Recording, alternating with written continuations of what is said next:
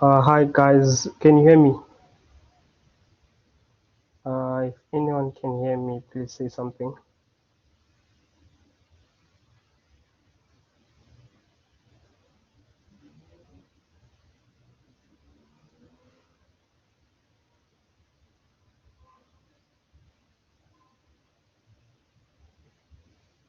Oh, thank you. Someone can hear me.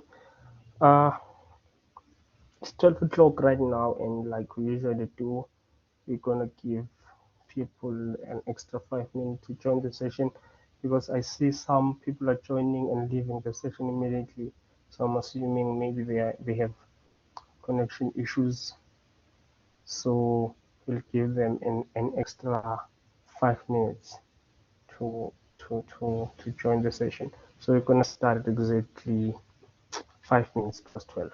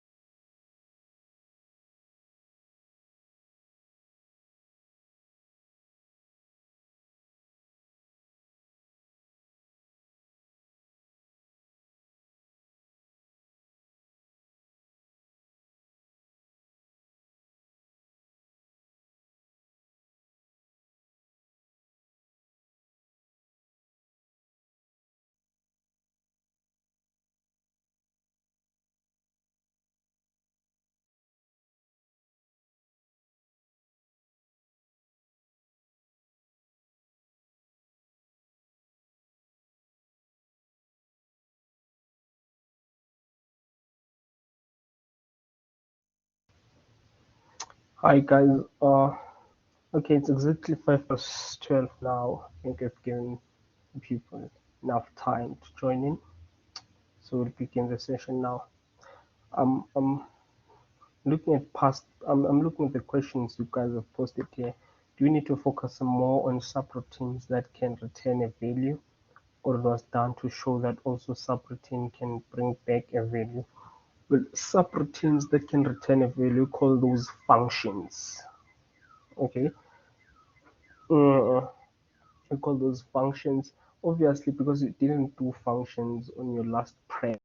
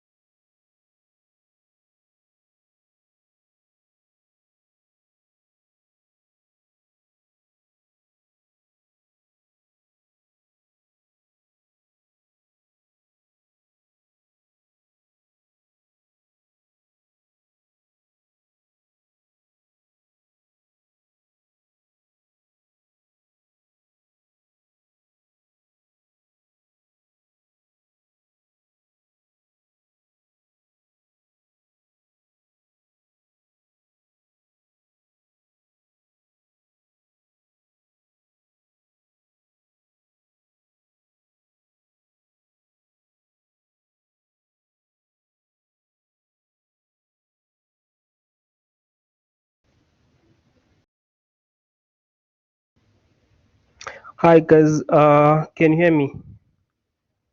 I was had some little connection issues, so I was off. Oh yes, you can hear me. It's perfectly fine. I was still talking about the routines and functions. Well, routines are different from functions. The one that returns values, those are routines. Those the one that return values are functions, and then the ones that are do procedure, they are subroutines. So yeah, you guys be mindful of the difference there. Okay, was there any other question? uh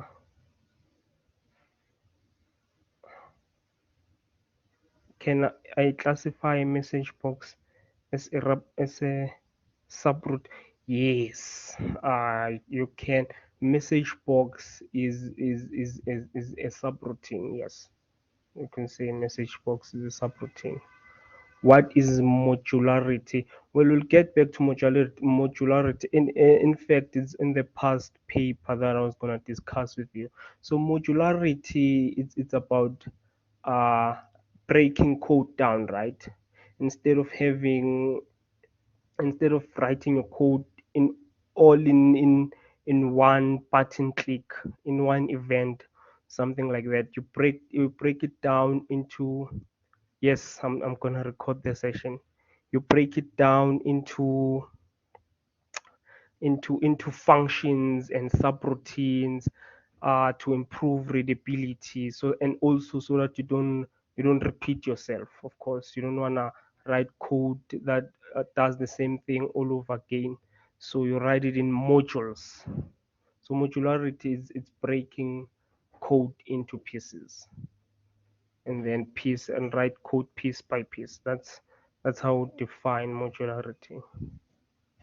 Okay, it's breaking code down basically. Is there any other question before we proceed?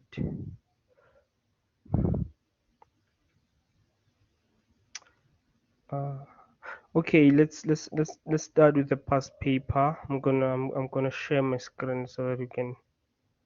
Uh, I'll just share the entire screen.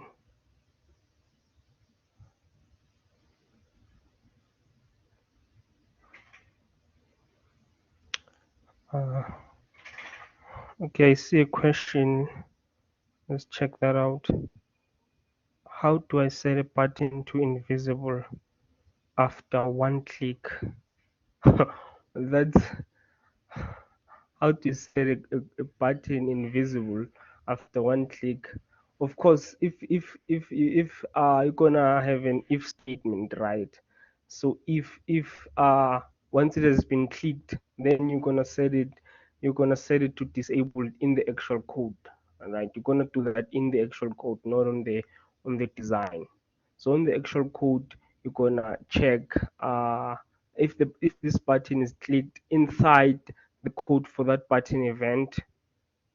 At the end there, you're gonna wanna set it to be disabled. For the first semester test, do you have to write code on paper or it's just mainly theory? No, there will be code. Definitely gonna write code on your first semester test.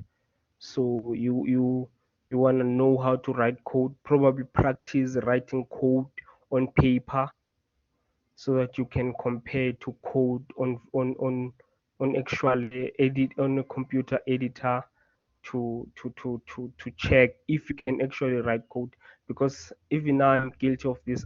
I rely on the code editor to correct me, like to edit some of my code. So you wanna practice writing code on paper so that you know how to write code and you're not relying on your computer to actually complete the code for you. So on the semester test, there definitely will be code questions there. I guarantee you. How to round off our answer to decimal places. For example, when calculating average, how to round off. I have no idea. I have no idea. Do you wanna do that? We'll Google it. I'll share my screen and then we'll Google it together on how to round off our answer to decimal.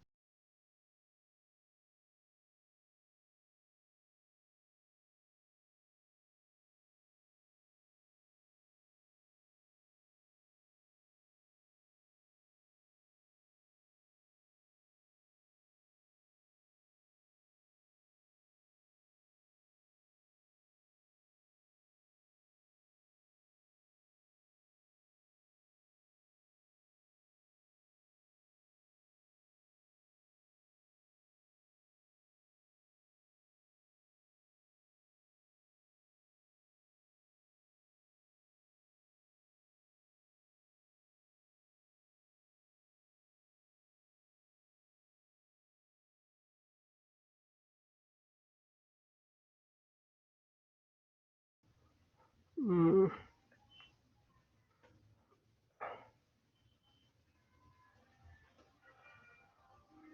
how to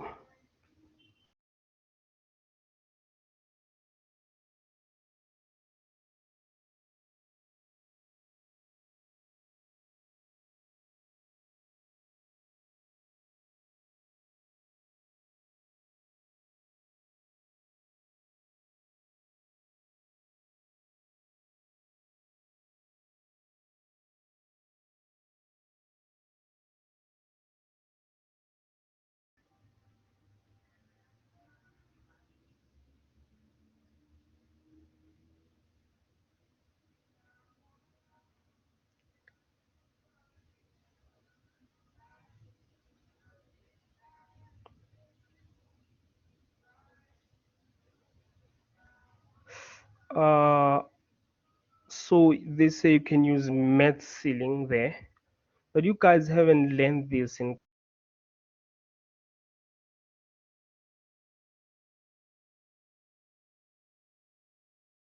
math ceiling, which works are exactly the same as in the math function ceiling, uh, which looks at the upper bound. So you like this, you are rounding up when you look at the ceiling, and then when you're gonna use maths floor to round down. So you guys haven't learned stuff like this. So I don't wanna confuse you. So for now, leave off the rounding stuff. Okay.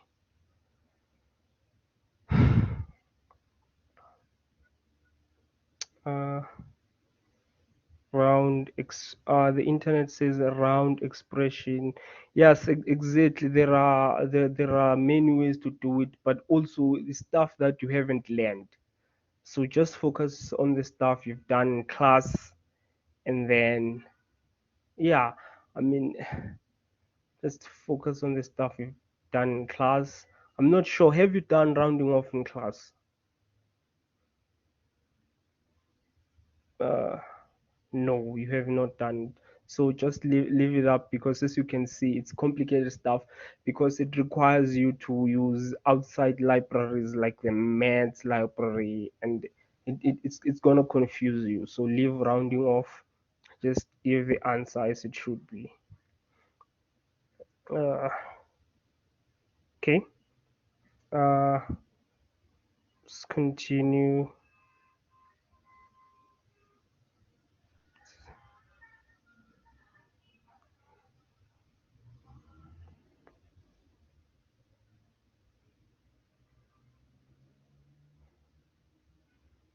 Uh, share.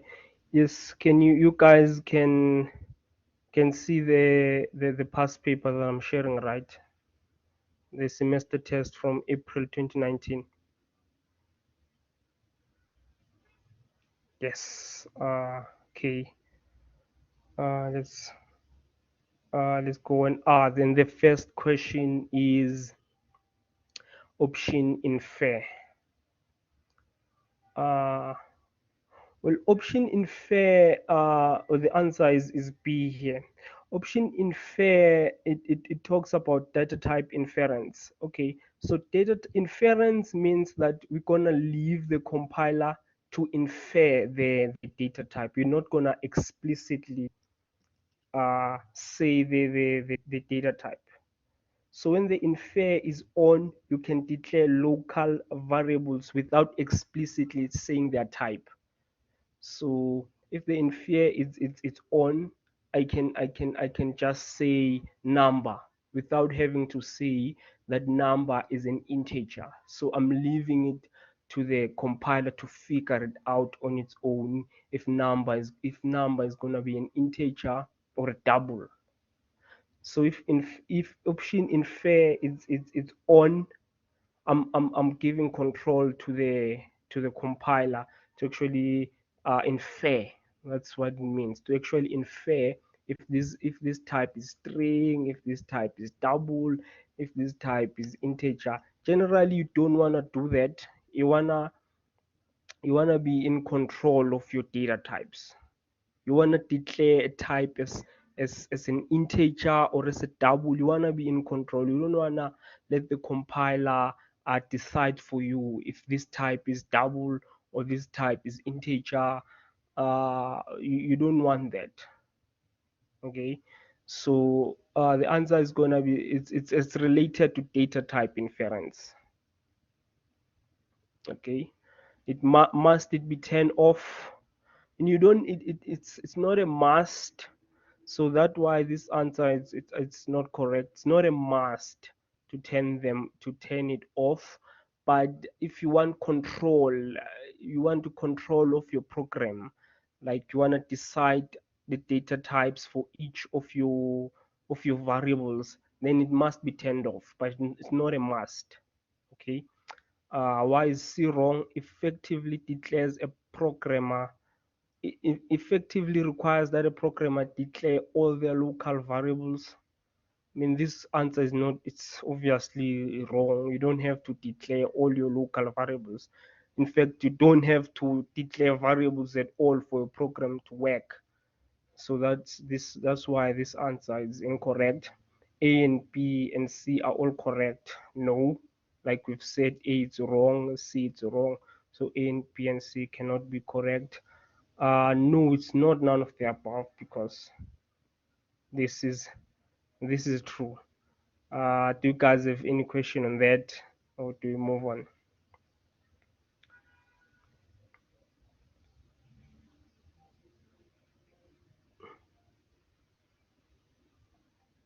Okay. Uh, yes, I hope option fair was clear there. Uh,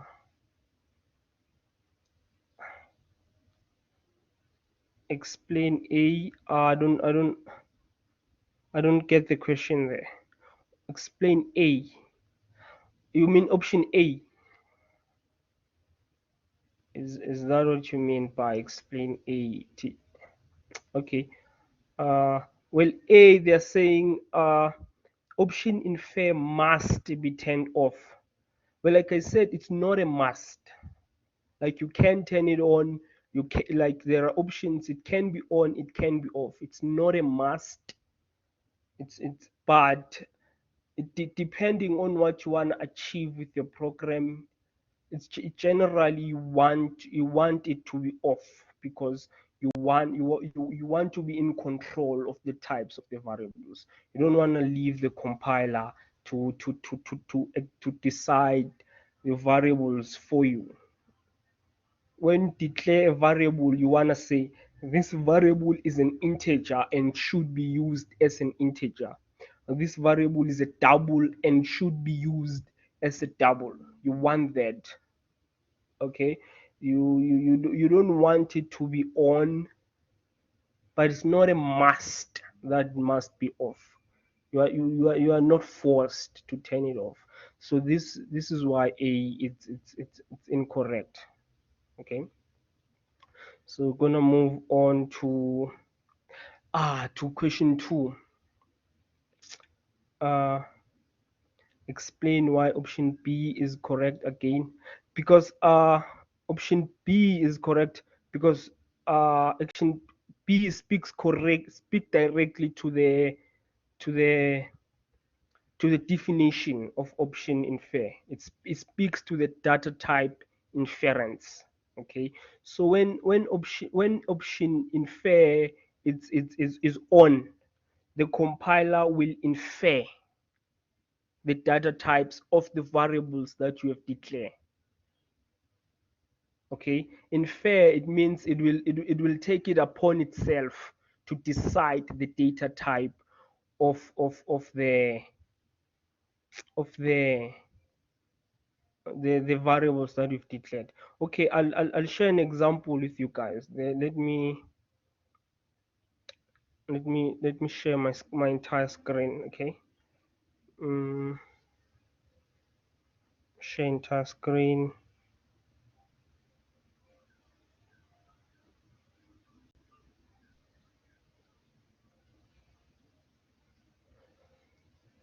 Okay, uh if I have a variable like this, it's a private. Let's make this capital letter P, and I make this a private number. Okay, and I don't say that this is an integer. That means I'm leaving it for the compiler to later on then decide, depending on what I do with this number. Then the compiler will decide if this number is a double or an integer or whatever. This what's in inference on means. It means compiler, I'm not gonna tell you what my variable types are. You'll figure it out. But when when the inference is off, that means I'm in control. I'm saying, compiler, I'm going to tell you what the data type for variable is. So I'm going to say this is an integer. Okay. So I'm going to tell you what the data type for each of my variable is. You don't have to infer anything. You don't have to infer. So inference is off. Okay. Stop sharing. Does that make sense?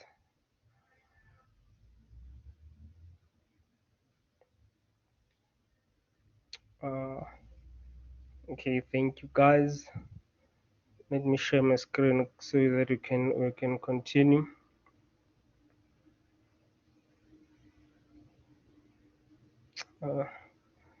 Uh, then we go to question 2.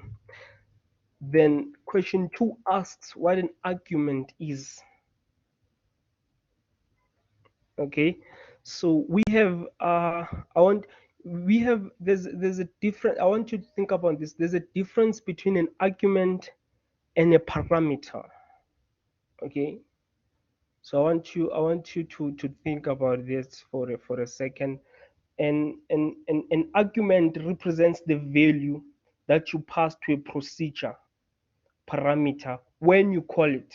Okay, then a parameter represents a value that the procedure expects you to pass when you call it. Okay, do you guys understand the definitions there? uh, as I hear some people are saying C, some people are saying E. No, like I said, an argument is not a parameter. There's a difference. Okay. Uh, Asking me to repeat the definitions. Okay, a parameter represents a value that the procedure expects when you call it. An argument represents the value that you pass to a procedure parameter when you call it. Okay, do get it? uh I don't know if were the definitions clear there.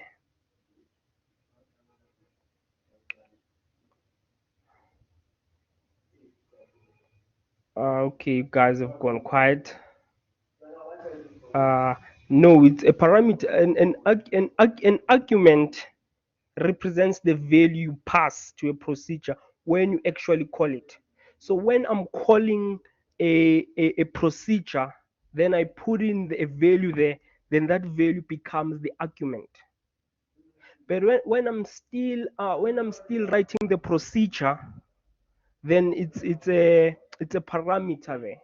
It's a parameter of what this procedure expects, what it expect to, what it expects for it to be invoked successfully. Okay, I'm hearing someone saying it's confusing. Okay, let's look at a code. Let's okay, I'm gonna share my screen with you guys now. uh Stop sharing that one and then share my entire screen. uh Share my entire screen. Okay, let's say I have a procedure there.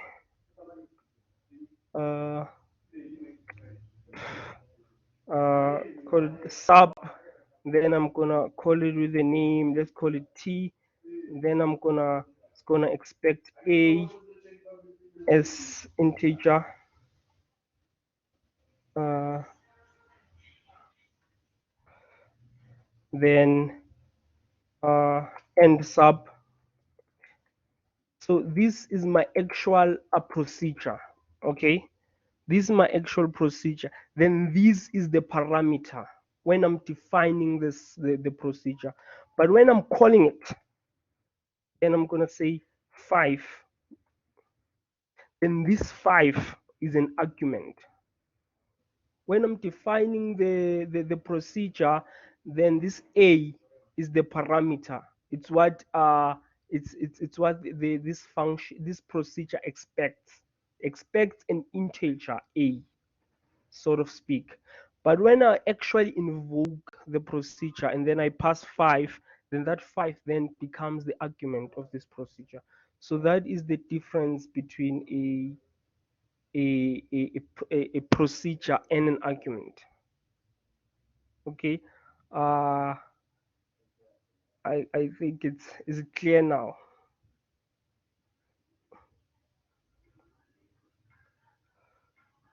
Understood. Thank you. uh okay, let's go back to our. Okay, now that we've learned the definition, what will be the correct answer?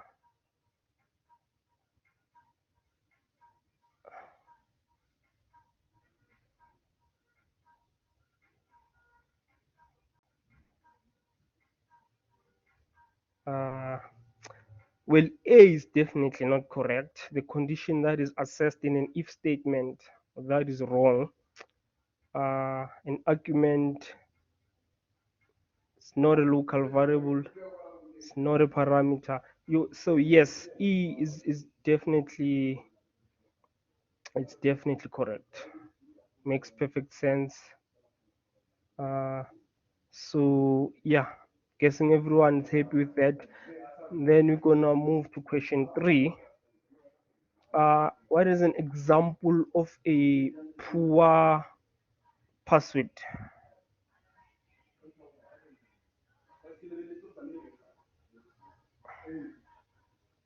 Okay, this well, this is not course material, so obviously here it wants common knowledge. Uh, One is using this empty space.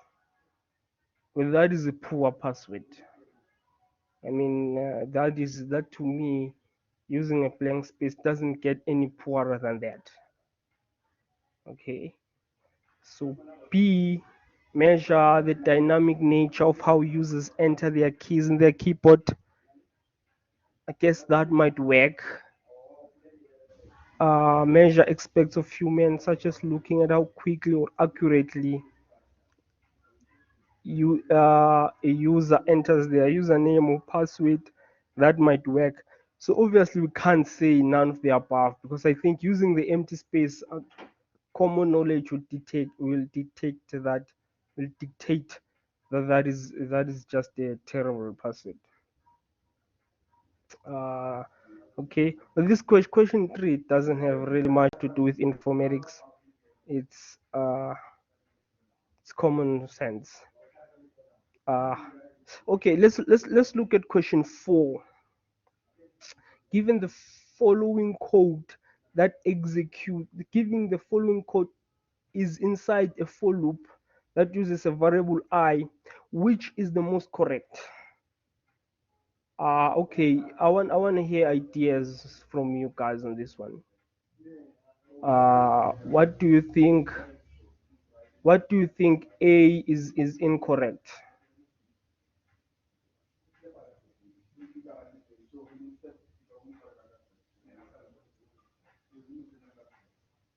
I mean, can you guys still hear me there? You've been quiet. It doesn't have an input box exactly. So we have script A. A does not have an input box. So where are we? So what exactly are we processing? So what about C? What about B and C? Can anyone tell me the difference between B and C there?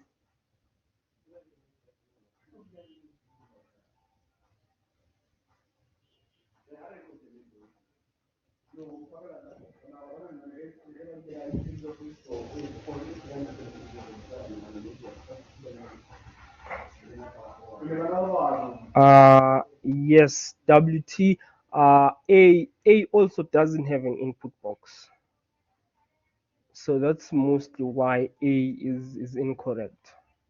Like if you're gonna get an input from a user, then you can't really convert this to, because basically this is just a string. You can't convert a string to an integer, because you are not getting anything from the user. So basically what you have here, it's a string, and you want to convert it to an integer. So this is why it's wrong. Is converting to integer, and C is converting to string, and the correct one is B. Exactly. B is correct because we need an integer. Okay, B and C are almost the same. I guess that was to trick you guys, but C uses a string, and C uses an integer, and we want an integer. Okay, so text height, this definitely wrong. I mean, where do we get height? String height is mentioned nowhere in the question. So yeah, those guys are definitely not correct. Okay, they're just there to throw you off. Okay, D and E are incorrect because they use text boxes. uh D and E are correct, uh not necessarily because they use text boxes, but they use text height, which we don't know where is coming from, because mentioned nowhere in the question. And when you don't even know if there is text height to begin with, uh, and not even using the loop I that was mentioned in the question, so it can't be the correct one. We don't know where text height is. It was not mentioned nowhere. Was it declared? Do we have text height? And we don't know. Okay.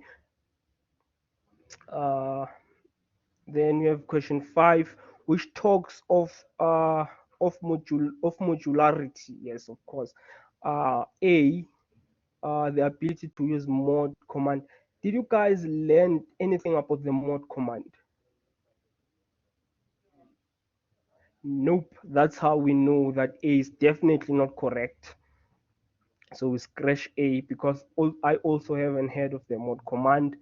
Commenting code, uh, commenting code to make it more readable. No. Programming, ensuring the code written piece by piece. Yes, that is what modularity is. Modularity is breaking code piece by piece to make sure that you don't repeat yourself, and to also to make sure that the code is readable. Okay, that's why we have code modularity then.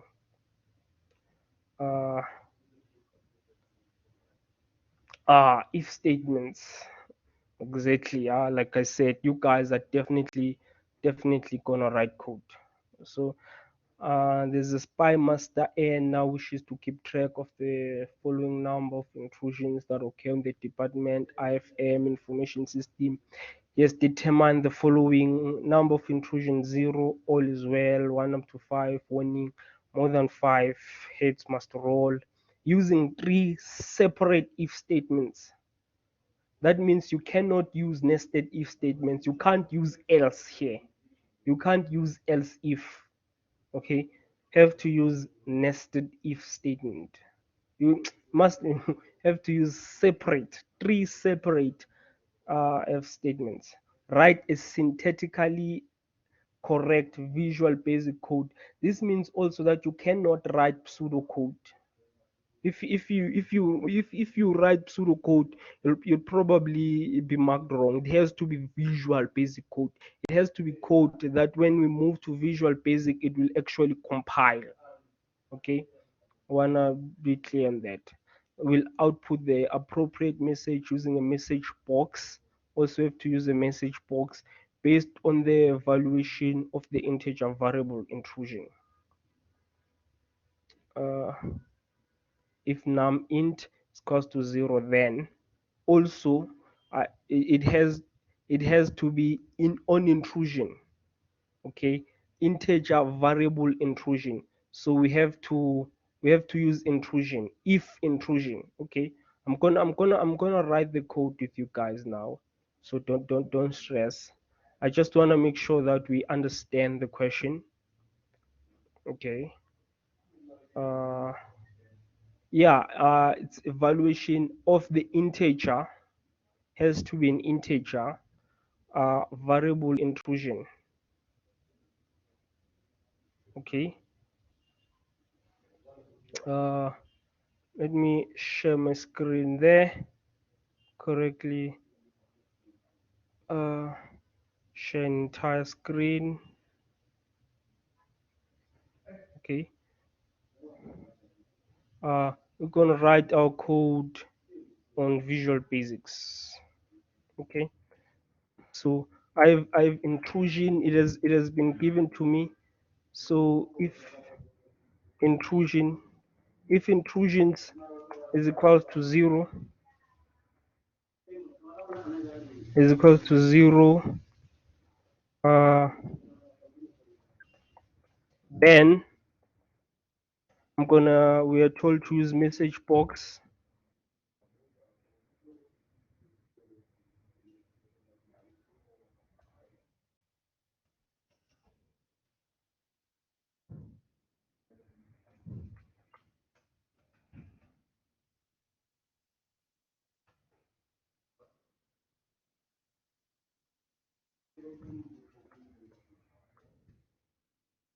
And if, okay, and I'm gonna copy and paste this. Well, obviously, you'll be writing this code on paper, so there will be there will be no copying and pasting. Uh,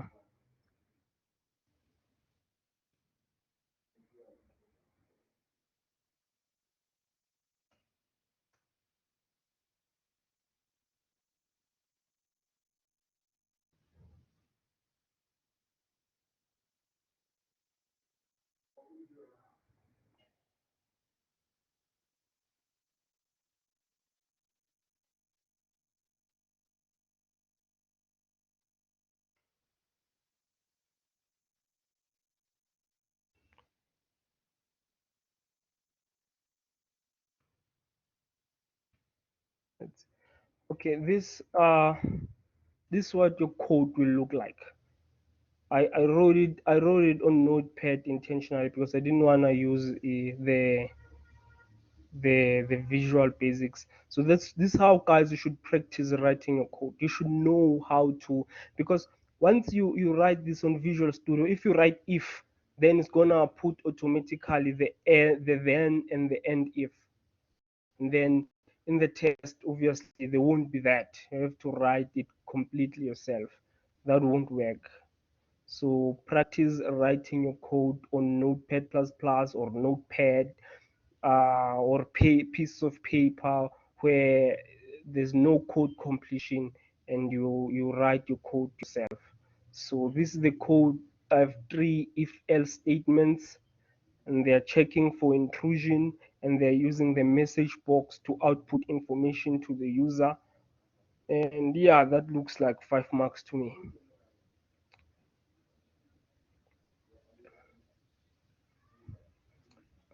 So for the order of our input statement, must we always go from the smallest value to the biggest? No. If statements order does not matter. Okay. If statements order does not matter, as long as as long as it makes sense, then it doesn't matter. Okay. Uh, Even if I start with, if the intrusion is greater than 5, heads must roll. Even if and then after that I wrote, if the intrusion is equals to 0, then all is well. The code of the if statements does not matter. The code of the if statements does not matter, but the order of if else statements, that probably matters. Okay, that's a different ball game altogether. But if I have three if statements, then their order won't matter. Okay, their order won't matter at all. Okay, was there any question on that code there? How you just wrote? I want to emphasize this, guys. Make sure that it's Visual Basic code. Pseudocode will probably not even be marked. Don't write pseudocode at all. Write proper visual code that will compile on your on your Visual Basics platform. Okay. And if there are no questions on that, then I say we continue. Okay. Uh, then we have a uh, while statement. Question 7, which is while and for loops. This looks like fun stuff. Okay. So we're gonna say while count is less than 6, execute the following. Uh, so there's a note here. You may wish. You may wish. So you are not forced. You may wish to make use of a trace table to show how you worked out your answer. You may wish. So that's gonna help you visualize that thing. Okay. So we're gonna I hear a question there. What is a trace table? So a trace, because this paper was a 2013 paper. I'm assuming they did trace question then, but they probably don't do them now. because 2013 was a long time ago. But I'll show you. I'll show you what a trace table might look like. A trace table basically keep track. You want to keep track of your variables, what their values are. Okay, what their values are after, especially in this while loop. We wanna keep track of what our values are after the first iteration. We wanna keep what the track of what their values of count and answer is after the second iteration.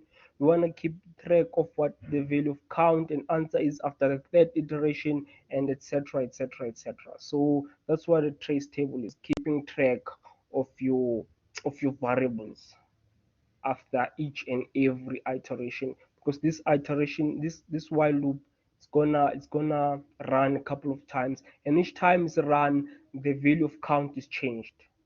Each time this while loop runs, the value of answer is changed. So we wanna keep track of the values after each iteration. Okay. uh so let me share my screen. I've prepared a trace table beforehand, but you guys will look at it together and then ask questions, please. uh,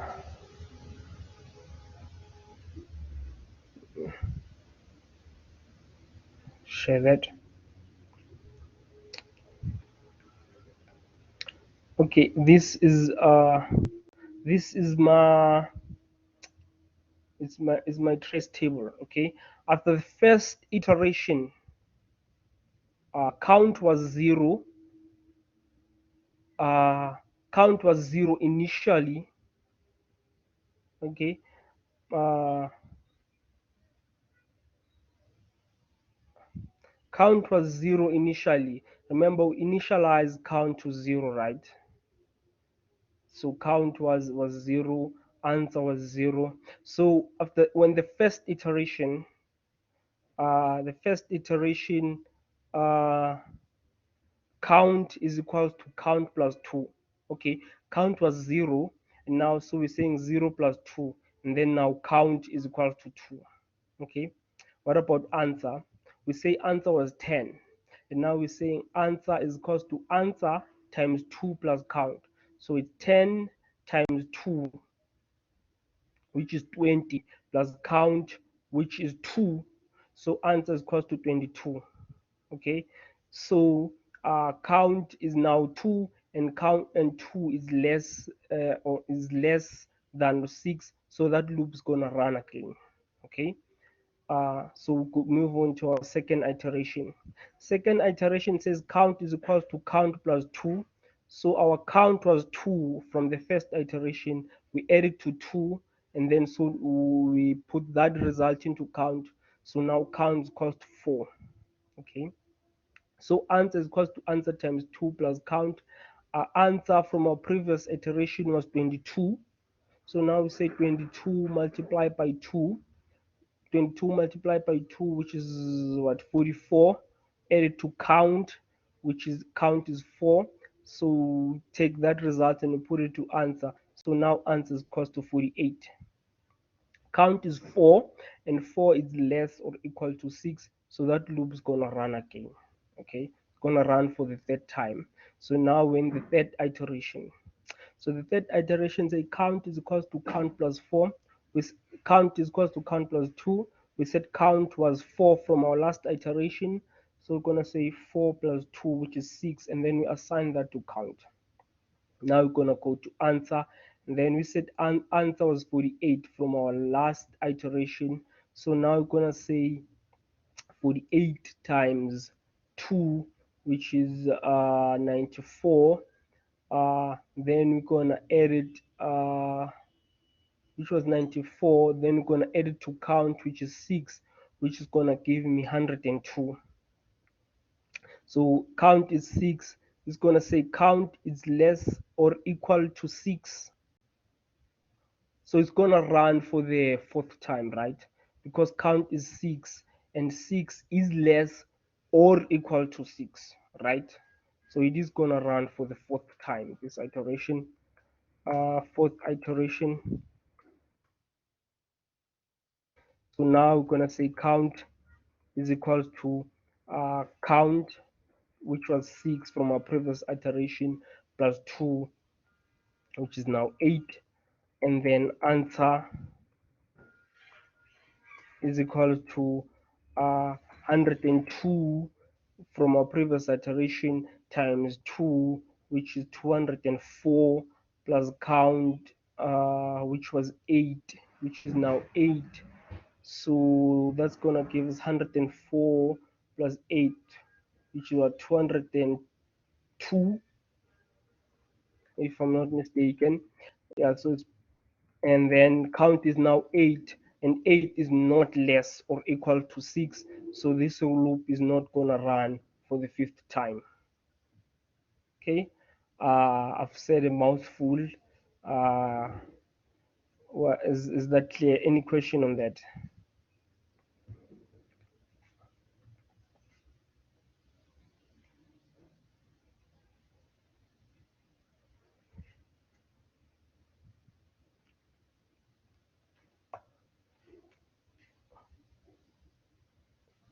Uh, I hear some say it's very clear. Some asking me to explain. Okay, sounds fair. I'll go it. I'll go through it again. Okay. So count is initialized to 0. Of course, we are assuming all variables have been declared here, so we don't have to worry about that. Uh, count has been declared has been 0, and answer equals to 10. Right? So during our first iteration, like the first iteration, we're gonna say count is equals to count plus 2. So count was declared as 0. That means count is 0 plus 2.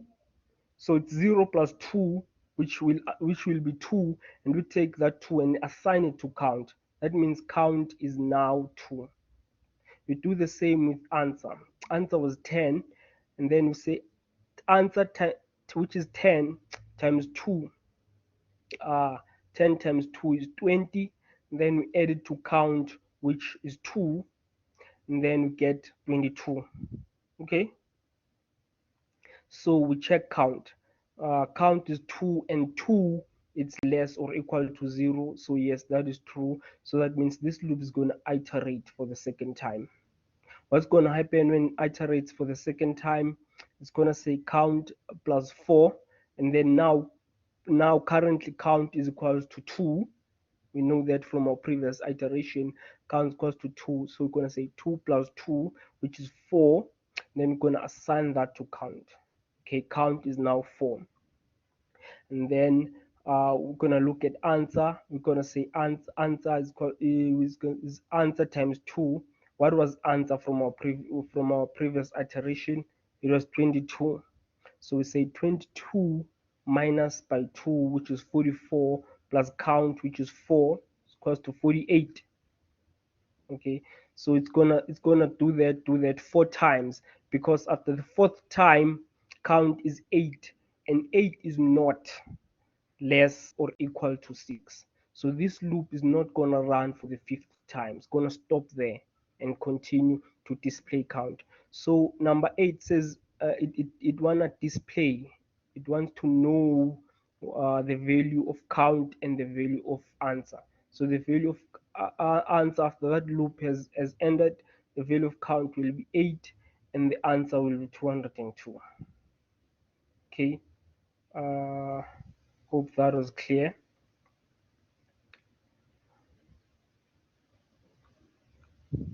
Are we allowed to use our test in our calculators? No, this paper that we are looking at stately says that no calculator will be allowed. Generally, there are no calculators in a computer science, in a informatics test. But it's 100 plus 4 plus 20. These are stuff you can do with your head. You won't get heavy maths. Won't ask you to divide stuff, or multiply, or use crazy divisions and multiply and exponents and crazy stuff like that. So it will be simple mathematics really. You don't have to worry about calculators and stuff like that. Okay. We're moving on. Okay. Uh, okay.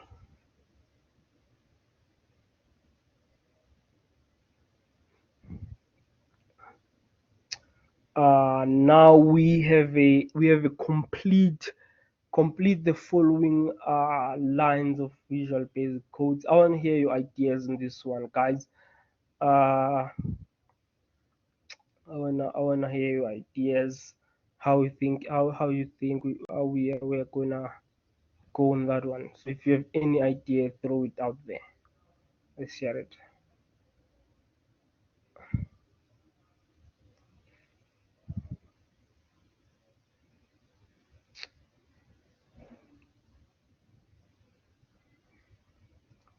Maybe use a for next loop.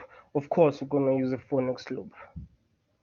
Definitely gonna use a for next loop. And the the line of code at 5 there should tell you that we're definitely gonna use a for next loop. Okay. Uh, uh, a for counter from 90 to from 10 to 90. Uh, from 10 to 90. So basically that means your loop is gonna run 80 times. Uh, if you're using 10 to 90, it's gonna run 80 times. Think about that. Do you want your loop to really run 80 times to add 10 numbers? Because these are not necessarily 10 numbers, these are 9 numbers. So you don't want your loop to iterate 80 times to run 9 numbers. Yeah, it's definitely going to be a loop from 1 to 9. Uh, so here, what we want to do, we want to initialize answer to 0. So that's the first thing we want to do. We want to initialize the number to 0. Then this 3 is going to be a loop. Okay. Uh, for count 10 to 90, step 10. That I feel that's an overkill, because basically that loop is gonna run 9 times. Why just don't you make it run more 9 times? Why don't you make it run from 1 to 9 instead of saying 10 to 90 step 10? But it will run. It will run, of course. Uh, so I've actually written this code down. We're gonna check it out. So if you have questions, please ask questions. Uh,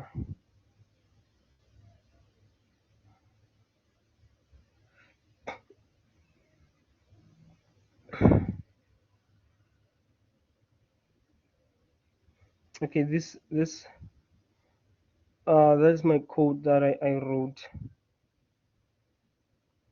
that I wrote beforehand, right?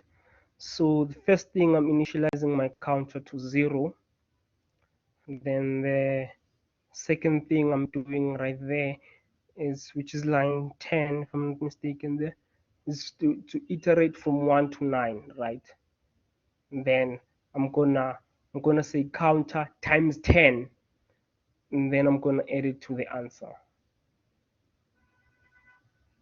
That's what I'm doing. So basically this loop runs from 1 to 9, but instead of taking the 1 as it is, I want to multiply it by 10, because we are doing it in multiples of 10, right? So instead of adding from 1 to 9, then I'm just gonna multiply my count by 10 to get my answer. So if we go through the trace of this algorithm that I wrote here, so it's from 1 to 9. So when the next loop exit, will counter be 10. Oh, this is interesting. Yes, counter will be 10. Counter will be 10. Counter will be 10, but that loop is not going to execute for counter is equals to 10, obviously, because it is specifically, it executes when counter is from 1 up to 9. So it's going to execute 1 up to 9 and including 9, of course.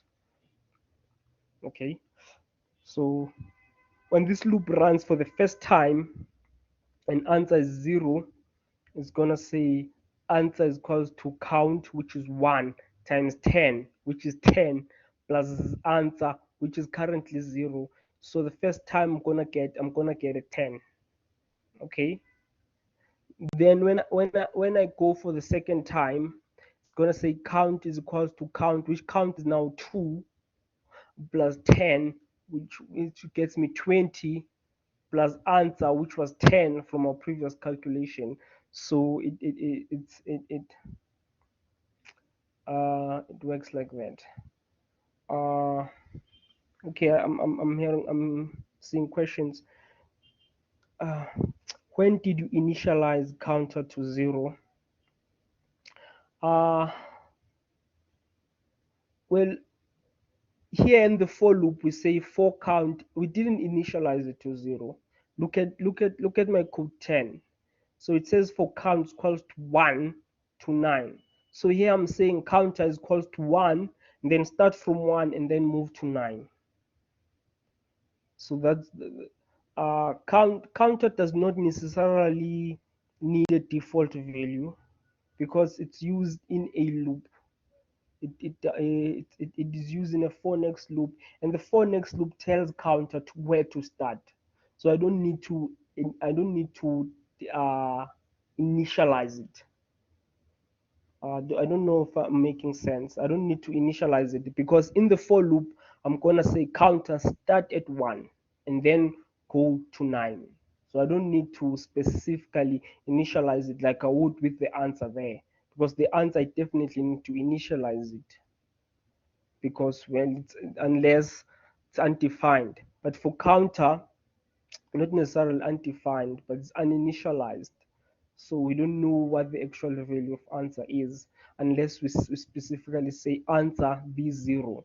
But for count, I'm saying, you know what, count start at 1 and then go to 9.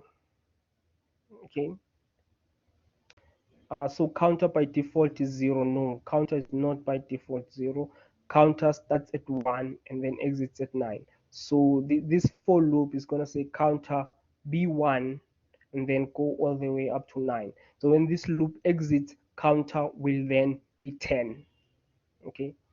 Do you have any other questions, guys?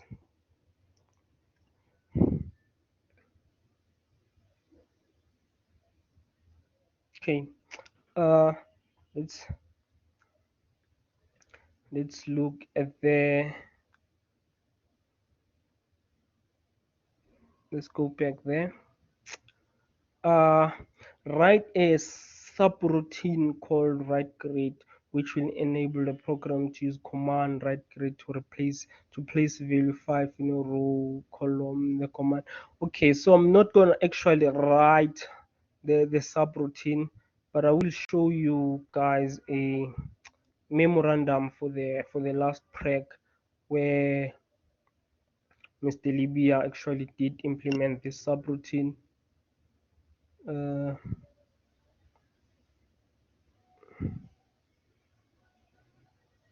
According to your thing, is let's say your answer is okay.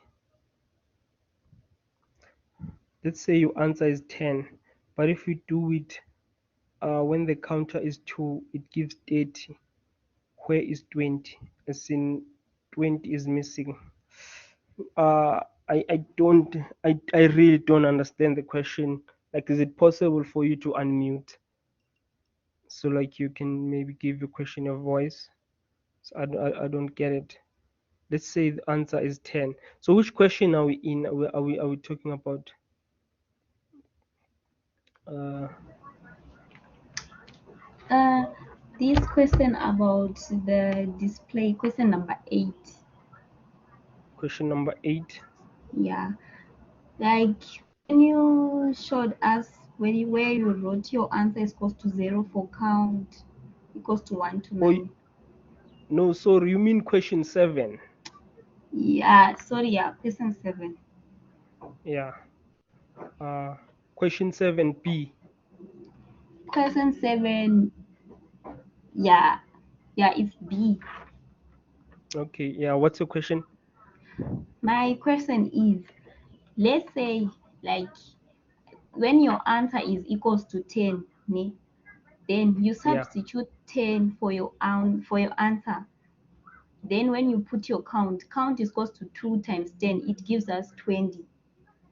20 plus answer, it gives us, the answer is now 10, ne? So 20 plus answer is give us 30. What about 20? No, it's not. It's not answer plus. It's not answer times 2 plus answer. It's answer times 2 plus count. Answer times 2 plus count. Yes. Oh, So yes, not plus answer plus count. So when this loop runs for the first time, let's say for the first time, counter is still 0, right? yeah. uh, then answer is equal to 10. When it runs for the first time, it's going to say count plus 2, which count was initialized to 0. Then we add 0 to 2, we get 2. Then we store that in count, and then count is now 2, right? Mm-hmm. And then we go to answer. We say answer times 2. Answer was 10, was initialized to 10. Now it's gonna be 10 times 2, which is 20. Then we're gonna add count, which is 2. So we're gonna get 22. So we're gonna store that 22 into answer. Answer is now 22. So after the first iteration, counter will be 2, count will be 2, answer will be 22. Does that make sense? Stay. You are explaining A or you are explaining B? Oh, you said B, sorry. Yes.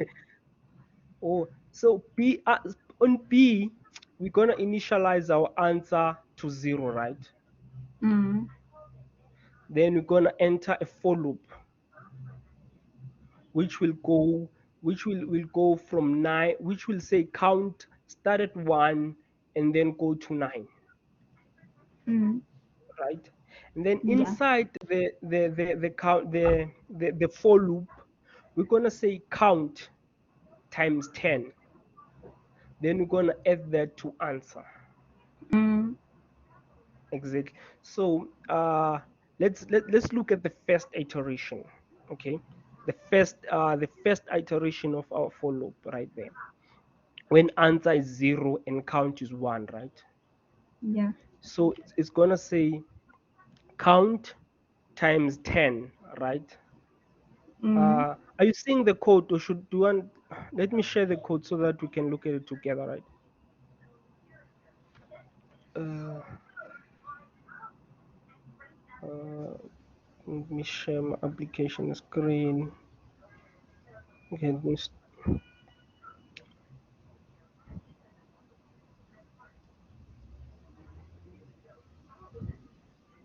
you can see the code now, right? Yeah. Okay, so let's look at the first iteration when answer is 0 and count is 1. So it's gonna say count multiplied by 10, which gonna give us it's gonna give us 10 because 1 times 10. 10 is 10, right? Mm-hmm. Remember that count is 1 and then answer is 0. We initialize it to 0 and you said count started 1. So at this point, it's going to say count, which is 1 multiplied by 10. 1 times 10 is equals to 10. Then it's going to add that to answer, which is 0. Answer is 0 at this point because we initialize it to 0. So it's going to be 1 times 10 plus 0, which is 10. And then Mm-hmm. we store that at answer. Answer is now 10, 10. right? Yeah. Then it's gonna run for the second time. At the second time, counter is now 2, answer Mm-hmm. is 10, right? Yes. Counter is Yeah. 2, answer is 10. So now it's gonna say counter times 2, which is 20. plus answer, which was 10. 20 So it's plus gonna 10, give it us gives us 30. 30. Exactly. Mm. So yeah, exactly, which is 30. That's exactly what we want, because what we just did is what we added 20 to 10. To get us That is what 30. to get us 30. Okay, let me stop sharing that so that I can go back to share the question paper. Stick with me. Mm.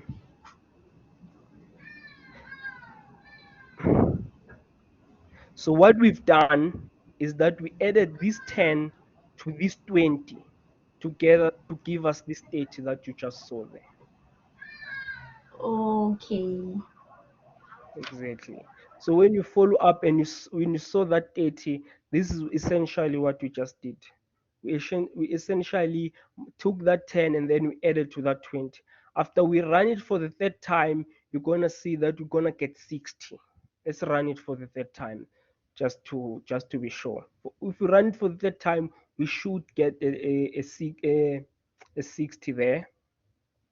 Let me share my screen there so we can check it together. Okay, now we have 30, right? Are you still with me?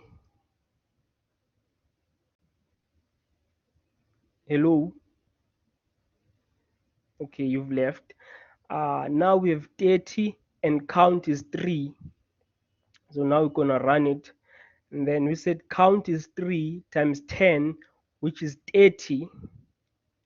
And then plus answer, which was 30, is gonna give me 60. That is exactly what I expected there, because now I've added 10 plus 20 plus 30 and I expect a 60. Okay, so don't forget what the question wants. The question wants you uh,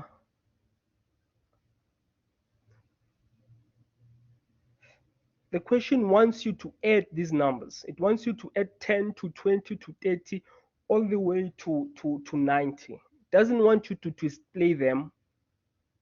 To calculate the following, you need to calculate the following. Does it this it doesn't ask you to display 10, 20, 30, 40, 50 all the way to 90 to the user. It wants you to calculate 10 plus 20 all the way to 90 and then store your results into answer. Okay, that's what the question wants. Okay, let's check the comment. uh so where do we get 20? We don't get 20 because, like I said, we're not displaying numbers here. We are not displaying from 10 to 90.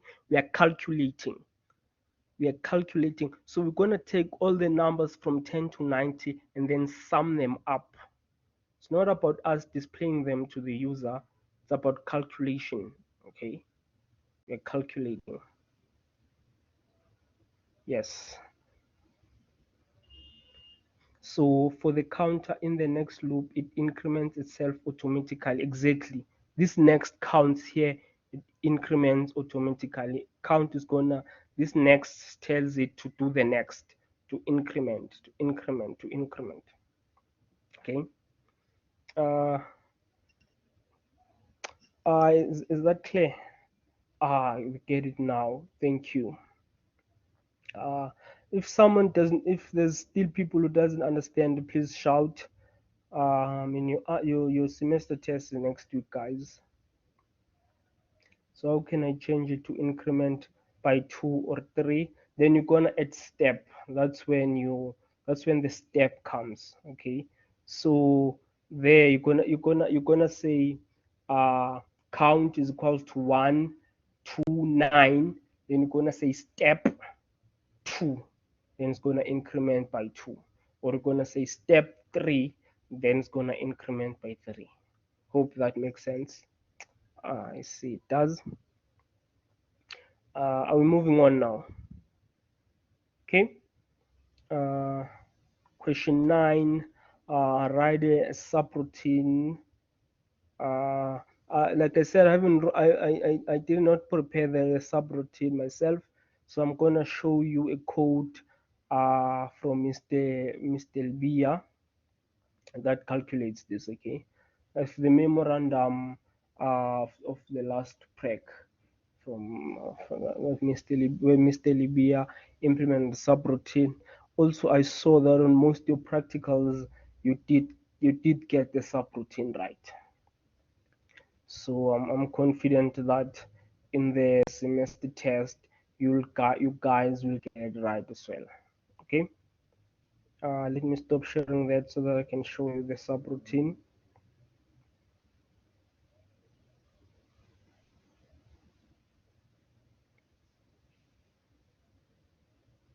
And let's just share the entire screen.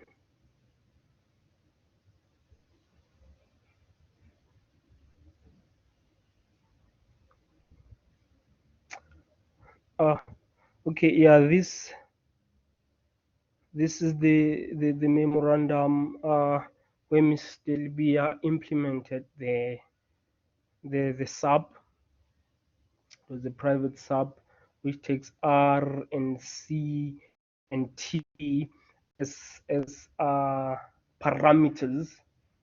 You guys should remember the function, the difference between parameters and arguments, right? These are parameters. R is a parameter, C is a parameter. When the function is actually called, then they become arguments. Then those numbers, the number that will represent R will be an argument. Okay, this is the sub function that sets the row to R and the call to C and the T and the text to T. Okay, do you guys have any question on this? I'm sure it's not completely the same as the ones they call. We should take the to if the command is invoked. No, I think yeah, it's not necessarily the same, but you get the idea. Okay, you get the idea. When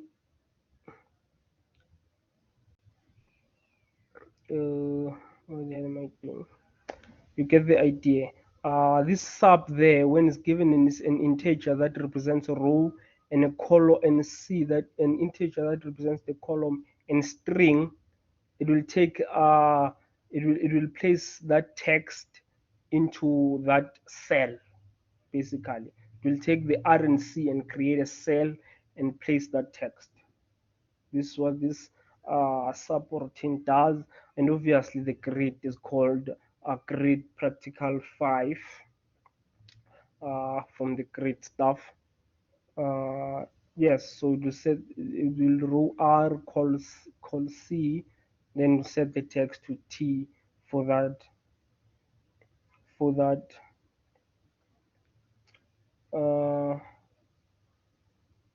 Uh, yes. Are there any questions on that, guys?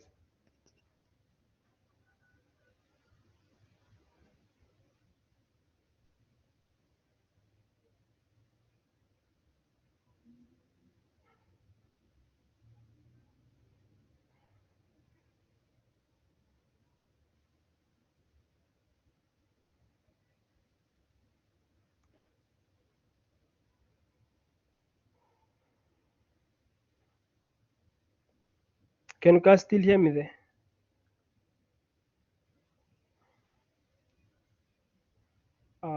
Yes. Yeah, we just did the subroutine question.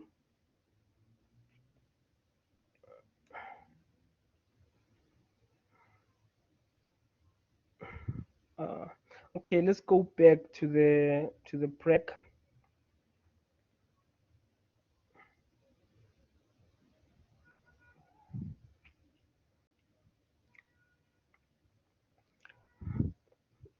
Okay, this is the last question, which is design and implement. Okay, so you're given a scenario there, and then now you have to complete the design. Uh, so you have to have your variables. I mean, design, we've been doing design all throughout the entire semester. This should not be something new to you guys. So we're gonna complete the variables. Like you're gonna say your input and the output.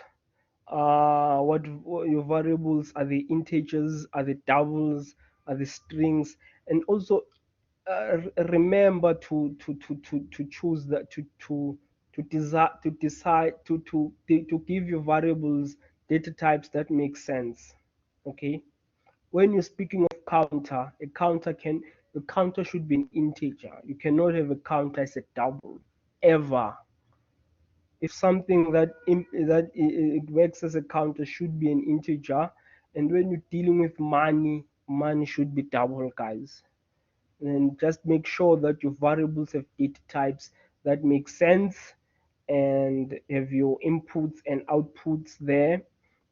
Draw an interface. UJ grid must be clearly defined, and you've guys been doing all this stuff throughout your designs for the event. Provide pseudocode to handle uh, adding for the number of attempts to the appropriate session only when the second session. Be mindful of the design choices made so far. Again, this is not something new. You've been writing pseudocode for click buttons throughout the semester, and again provide the pseudocode for button calculate click. I mean, a pseudocode is, you don't have to stress too much about pseudocode. I mean, as long as we understand the pseudocode, we will mark it. That's the thing. You want us to understand that pseudocode. You don't want to write long paragraphs. Just keep it concise. Pseudocode, same thing as algorithm. No, a pseudocode is an algorithm, just not an algorithm you'll write on a compiler. It's just an algorithm for humans to understand, not an algorithm for Visual Basics or whatever language, but code like pseudo pseudocode. It translates to code like. It's English, but it's like code. Okay, so when you're equating some things, use the equal to sign. When you're comparing things, use greater or equal to sign. Instead of saying greater or equal to, use signs. Okay, you can, other things you can write them in English, but when you are equating stuff, use equal to sign instead of saying equals to in English. Like, you use the conventional sign. Use the conventional sign. Where you can use arrows, use arrows. Of course, you can, some things you can write them in English, like this is what I'm doing. I'm equating this to that. Use an equal to sign. I'm assigning that to that. Use an arrow. Like, it doesn't have to be an algorithm like that will run on a machine when I take it and translate it to a machine. It's just code written in English, basically. Yeah, that is conventional science that everyone will understand. Equals to, everyone understands that. Greater or equals to sign, everyone understands that. Everyone knows how arrows work. Use stuff like that. Okay.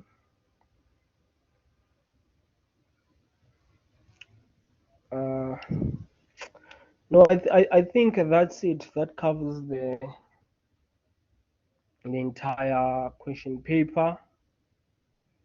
So yeah, unless you guys have any more questions, uh, study hard for semester test. Please do. When writing pseudocode, does it matter whether you write? No, it does not. When pseudocode, it does not. Because when I look at those things, obviously that's the beauty of pseudocode. That pseudocode is for humans. Of course, when I read that, I'll understand exactly what you mean. Even though a computer will want you to do it specifically, Oh, I'm talking about Visual Basic Code. Oh, Visual Basic Code. I think it does matter. I think it does matter. I think Visual Studio Code wants you to write the first one, to write like the first one. Uh, yeah, Visual Studio Code. Yeah, it does matter. I haven't checked lately, but on other languages it matters. So I'm assuming that in Visual Code it matters as well. I haven't tried the other way. When writing pseudocode, we have to include even the subroutine and functions, or we just write them at the back end only. No, when you write pseudocode, uh, yeah, you do want to write your subroutine, right? You do want to say that I have a function that does this. I have a subroutine that does this. Okay, of course, I want to say that on your pseudocode. Pseudocode should generally include everything, but here when you read the question paper, right? Let's check the question paper. It says for the event button calculate is clicked, so you're gonna include pseudocode that handles the stuff there. So again, be careful to read the question paper. So the event for button calculated is click. So you're gonna handle code for the event that a button calculated is click. So you're gonna write pseudocode that is related to that. Don't just see also it's 2 marks. So you don't wanna write pseudocode for the entire program for 2 marks. You don't want that. And also here pseudocode is 5 marks for the event button input. Write code that will deal with the number of attempts, the appropriate session, whatever that does, but write pseudocode that is related to the asked question on your semester test. But otherwise, pseudocode you wanted to include everything. You wanted to include your your functions, you wanted to include your subroutines, everything. Okay, even from load event. uh yeah, basically, yeah, if I mean, again, I want to emphasize this pseudocode is generally about the important stuff, right? Like I want to know what your code is doing. I want to know the important stuff. So you don't have to say like I'm declaring variables, I'm doing this, I'm doing this. As long as you say I'm getting input from the user, this is what I'm doing with the input. So stick with the important type. You don't wanna explain line by line what your code is doing.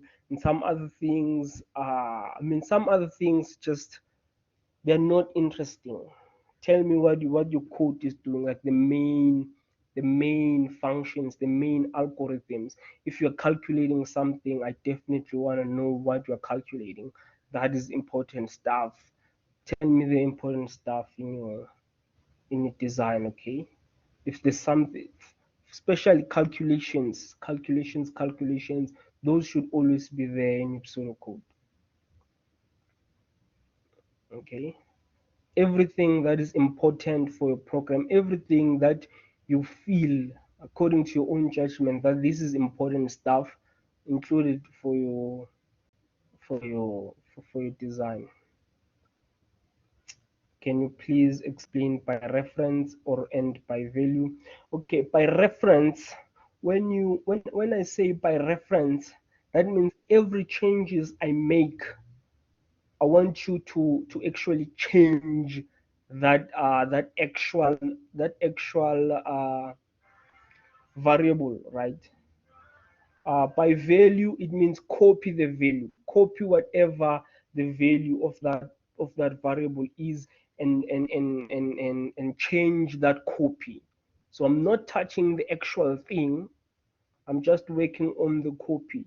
But by reference means I want to work with the actual thing. Like I want to take the actual thing and change the actual thing if I need to make changes to the actual thing. But by value means copy that and then work with the copy going on forward. When you're changing stuff, just change the copy, but leave the original. Don't touch the original.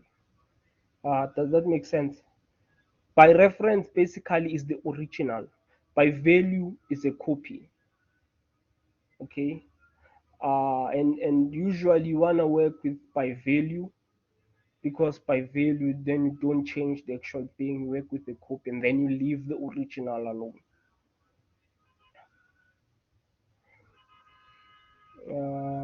Okay, I see it makes sense. Perfect. Any other question, guys?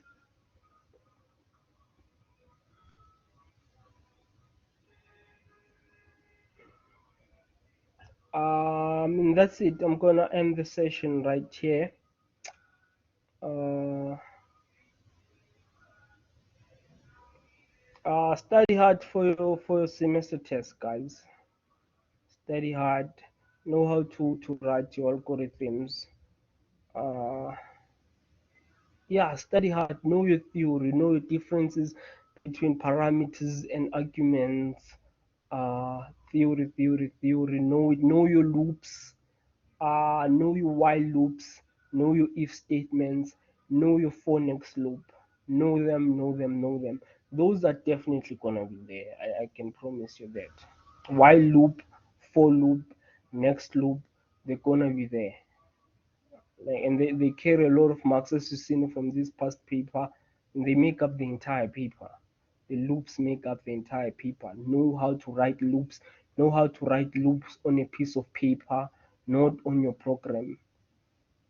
Write the loops on your piece of paper, then check them out, then write them on the program and on your computer to see if they compile, and were the errors, what were the errors, practice on those. Yes, know your loops, know your theory, know your option in fair, what does it mean? Like, yes, study hard. I I wish you guys well for the semester test. Uh, I'll see you on Wednesday when I'm invigilating there. Until next time, take care, guys.